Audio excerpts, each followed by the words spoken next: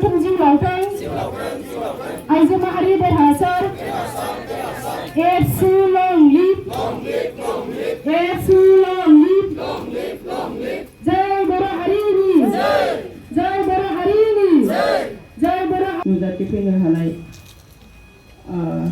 जोंनि दुलाराय बर' फरायसा आफादनि मानगोनां लोगो लाफैनो हानाय जोंनि बर' बिमा गौथुमनि मिरुनि दोनथुमगिरि गौथुम जिउ लावथों बर' बिमा गौथुम जिउ लावथों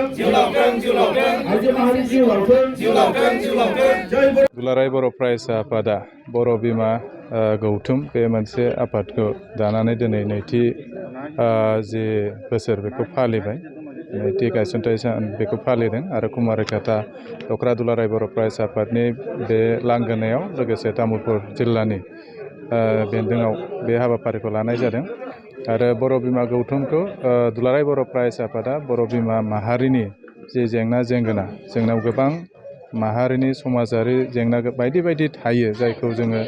थोंजोङै सुस्रांनांगौबा आइजो माहारिनि गोनांथि दङ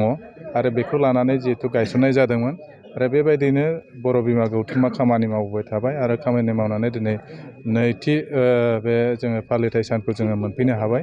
आरो बे मोनफैनो हानाया जोंनि थाखाय गोग्गाथाव आरो बे जाहाथे इयुनाव आरो जाहाथे गोलाव सम बर' आइजोनि जेंना आरो माहारिनि जेंना आरो जोंनि बर'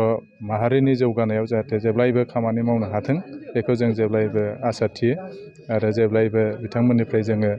बोसोन आरो जि बोर बेखौ मोनलांबाय थागोन बे मोनसे मिजिंखौ जोङो दोनो बेजों लोगोसे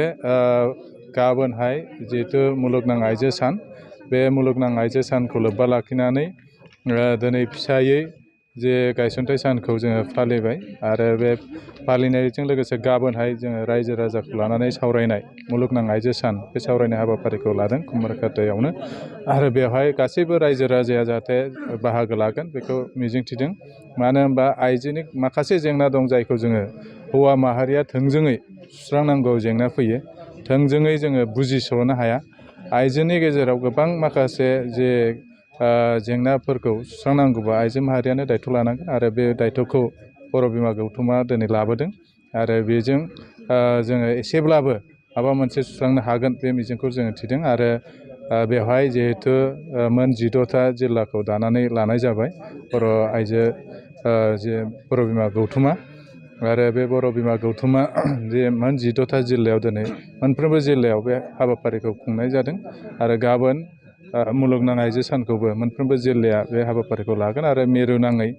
तामुलपुर जिल्लानि बे कुमारिघाटानि बे सुजित नार्जारि अडिट'रियामाव जों सानसेनि हाबाफारि लानानै बे खुंफुंगोन आरो बेवहाय गासैखौबो